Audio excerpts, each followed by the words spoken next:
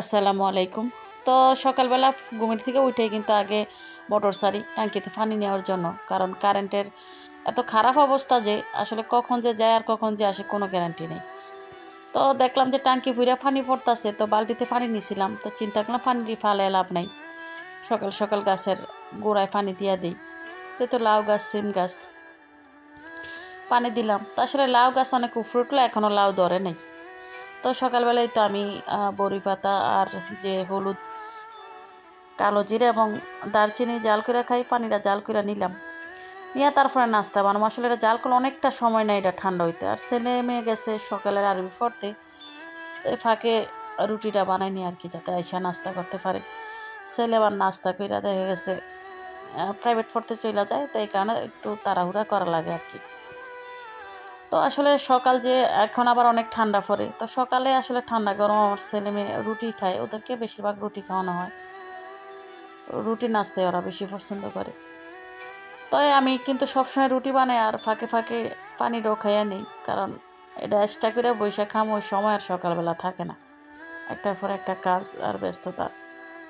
আর আমি জানি না আপনাদের এলাকায় কারেন্টে এমন সমস্যা করে কিনা, অবশ্যই কমেন্টে জানাবেন। অনেক ডিস্টার্ব করে কারেন্টের জন্য, ঠিকমতো কিন্তু পেজে সময় দিতে পারি না, অনেকটাই সমস্যা হয়। আপলোড তো দেই কোনো রকম, আসলে পেজে একদমই সময় দিতে পারি না। তো এই তো প্রথমে নাস্তা মানে আমার শ্বশুরের দিলাম, আর এই তো আমার ছেলেও পইরা চলে আসছে আরবি পইরা। তো ছেলেরা খাওয়াইয়া স্কুলে পাঠাই দিছে, এর মধ্যে কিন্তু ঘর দরজা সব ঝাড়ু দিয়ে সব কিছু গুছাই নিছি। তো দেখলাম আবার ছোট মাছ নিয়ে আসছে। তো মাছগুলো একদমই অনেক সুন্দর তাজা ছিল, আর এই মাছগুলো কিন্তু টমেটো দিয়ে রান্না করে খাইতে অনেক ভালো, সাথে একদম দেশি চিংড়ি ছিল। তো এই তো বাইরে এসে বসছি রোদ্রের মধ্যে মাছ কাটার জন্য। তবে আজকে কিন্তু সূর্য মামা একদমই উঠে নেই দেখেন। তো মাছ কাইটা নিলাম, মাছ ধুইয়া এখন যেগুলো রান্না করবো রাইখা বাকিগুলা রেখে দিলাম। তো প্রথমে বড় বড় মাছগুলা বাইছা নিছিলাম। তো এই মাছগুলা টমেটো দিয়ে রান্না করলে আসলেই ভালো লাগে। তো চিংড়ি মাছও যেগুলা রান্না করবো কিছু রাইখা বাকিগুলা রাইখা দিলাম ফ্রিজে। আর এখানে রান্না করা সব কিছু গুছাই নিতেছি। তো ডাটা দিয়া আলু দিয়া চিংড়ি মাছ দিয়ে রান্না করবো, আর মাছ রান্না করবো টমেটো দিয়া। তাই তো সব কিছু গুছিয়ে নিয়ে রান্না করতে আসছি। তো আসলে কারেন্টে এতটা সমস্যা করে যে আমি শুধু আপলোড দিতে পারি, তবে মানে পেজে যে সময় দেবো, অন্যের পেজে সময় দেবো, ওইটা একদমই পারি না। এত সমস্যা কারেন্টের, এই শীতের মধ্যে এত সমস্যা, আর যদি গরম আসে কি হইব আল্লাহ ফাঁকি জানে। তো দেখেন আমি কিন্তু প্রথমে মাছটা ভাজা নিছিলাম, আর কিছু মাছ একটু কড়া ভাজা করছিলাম শুধু বাদ দিয়ে খাওয়ার জন্য আর কি, শুধু মাছটা।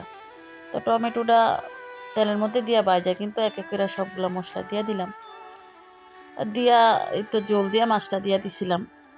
তো মাঝে মাঝে আবার এমনটা হয় যে মানে ক্যামেরা অন করলে অন হয় না বা অফ হয়ে থাকে, তো মাছটা দেওয়ার ভিডিওর উঠে দেখেন। তো এই তরকারিটা রান্না করে নিলাম, এখন ডাটাটা বসাই দিব।